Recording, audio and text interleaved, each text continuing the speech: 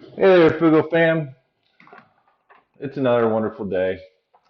Hey, last night I watched 2012, the Doomsday movie, super awesome movie. And it's always just fun to watch and just be like, oh wow, the graphics are really cool, the falling skyscrapers and all that stuff. It's really cool. But you know what? The plot line and the way the events happen and everything just kind of tear at you a little bit. And it's like, wait, what? No. All right, I have to think about it a little bit. And so I sat here and I was just thinking about you guys and what you would like to see and what would you like to hear me rattle about. So I wrote down things that were wrong with the movie 2012, with um, John Cusack. It's a pretty good movie. Okay, so the first thing is San Francisco. Now, I don't know exactly what city in California he was living in, but I looked like San Francisco or LA or someplace on the coast. So it was somewhere on the coast, even if it was Seattle or something like that. Okay, so San Francisco to Yellowstone, west to east. I mean, it's like San Francisco, Yellowstone, boom, right there. West to east, driving is 14 hours and 30 minutes right now. Right now, 14 hours and 30 minutes. And it's 950 miles. So taking a limo ride with your two kids on a weekend trip, camping trip to Yellowstone from San Francisco, your weekend spent in the car driving. I literally you get there, it's dark, you go to sleep, you wake up and you leave in order to be back by Monday morning. I mean, literally you it doesn't work.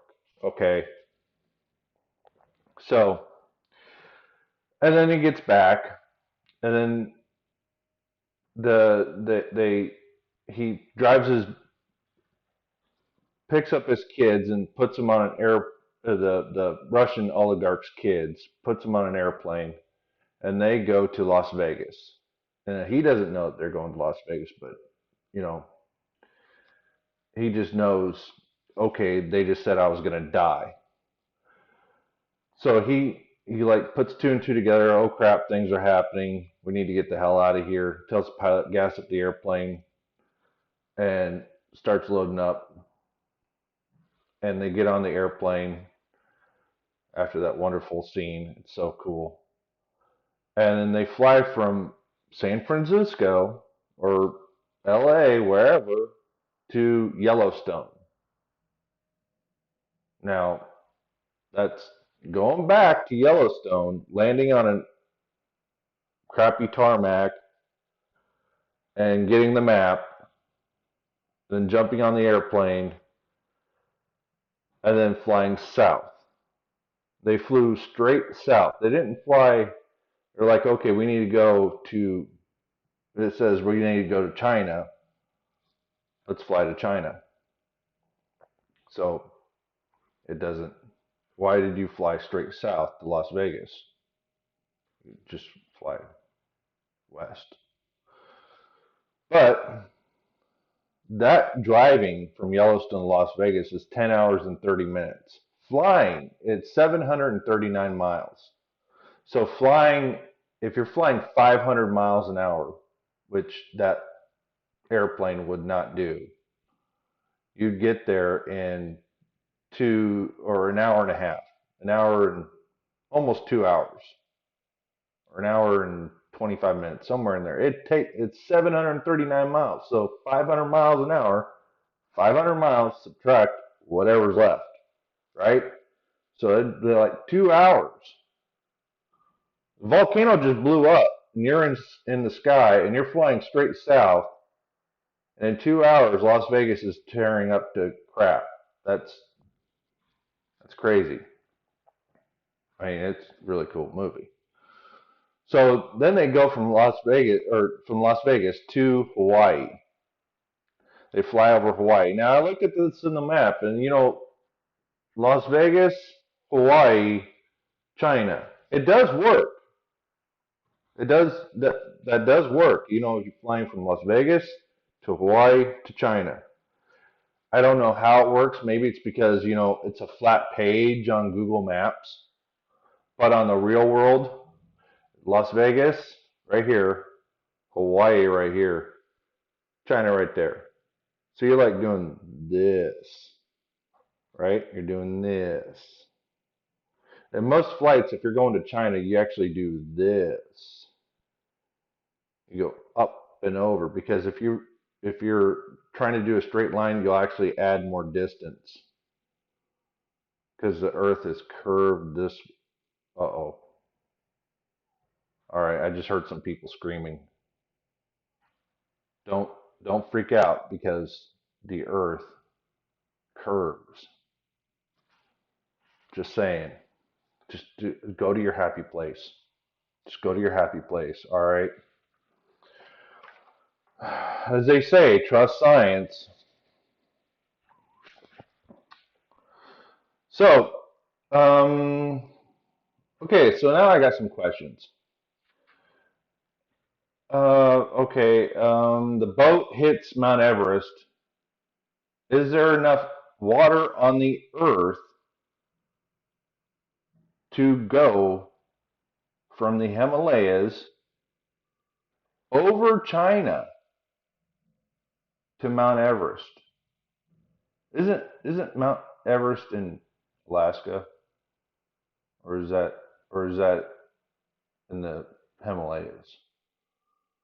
I don't know. If Mount Everest is in the Himalayas, then I'm completely wrong. All they had to do was just turn around and hit it. I mean, that's fine. I just thought for sure. I'm trying- Okay, so put in the comment if Himalayas is in Mount Everest or if it's the other mountain range in Alaska, because I thought it was Alaska. So throw that in the comments. Teach me something. Remind me. So is there real actual is crust displacement possible? Well, yeah, suppose. You know, the world would really have to be like super duper heated, and I don't think we'd live through it. Yeah, no. Okay, so on that note, would you declare that to be ranked with an ELE asteroid or sudden ice age? With like the crust displacement theory, that's like you're done. You know, if you manage to live through it, you're good, but the majority of people are not going to live through it all around the world.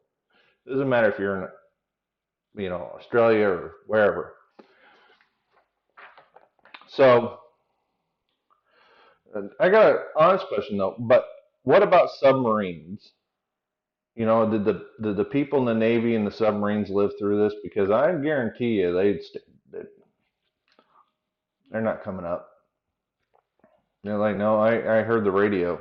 Mm-mm, staying right here in the water. Or the astronauts, the space crews out there in the space station stuff. They look down and they go, oh, wow, missed that. How are you going to get back down?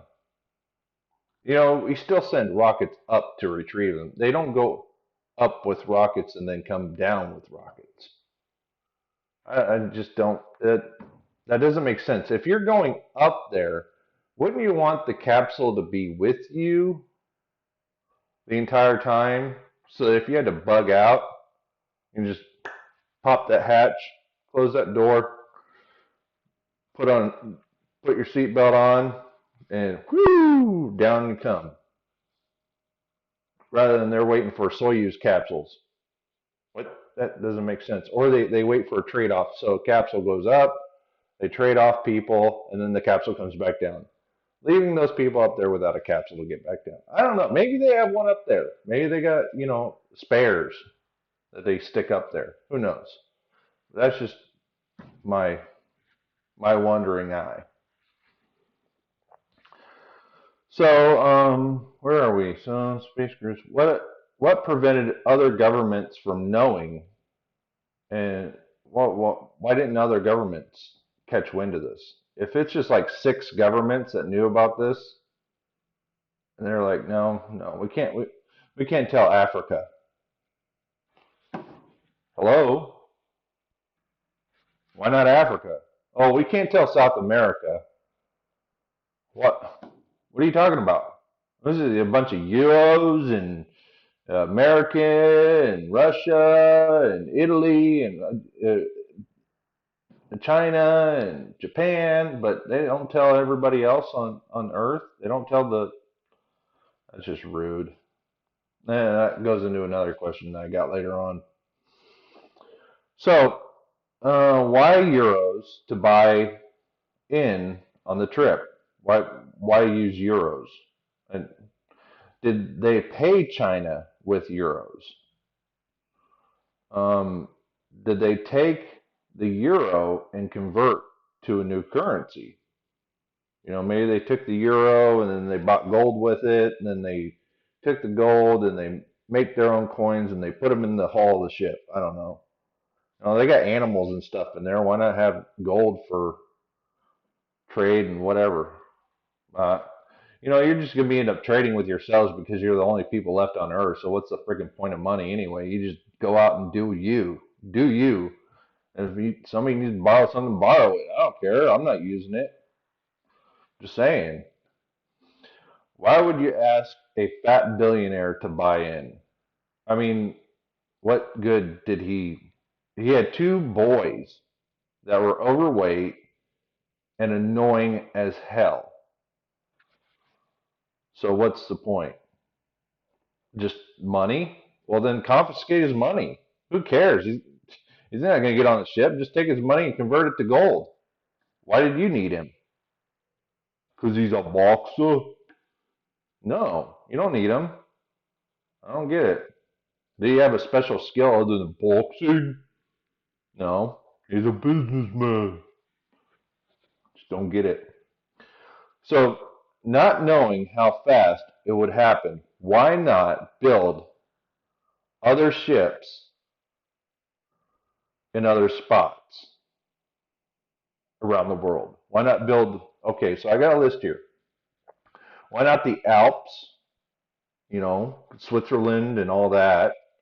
The Rockies, Colorado, you already got your military bases up there. The Andes down in South America, you gotta line that sucker up with a bunch of yachts and a couple in the Himalayas. You put a couple here, a couple there, one for India at least. I mean, okay, so this goes to my, when I get to India, it really, okay. The dude was on Air Force One and he didn't stop for his buddy. Why? Why didn't you stop for him? Come on. Why didn't you tell him, hey, we're going to pull over to Bangladesh and pick him up? We're going to go over to here and pick him up. And at this airport and pick him up. Or, and his butt, it's Air Force One for God's sake, right? Even doomsday writers are dicks to their friends.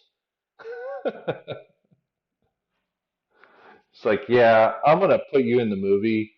You're going to be the scientist that figures it out, but I'm not going to pick you up. And you're going to die like everybody else. So, sucks to be you, bro. Anyway, this is Kevin Fugel with your funny 2012 doomsday scenario listed. It's it's a great movie to watch. That's all it is. Don't put too much into it. Don't overthink it. It's just a good movie to sit down when you're really bored and there's nothing else left on earth to watch. Always just hit play on that one. Be safe, be prepared. Kevin Fugel out.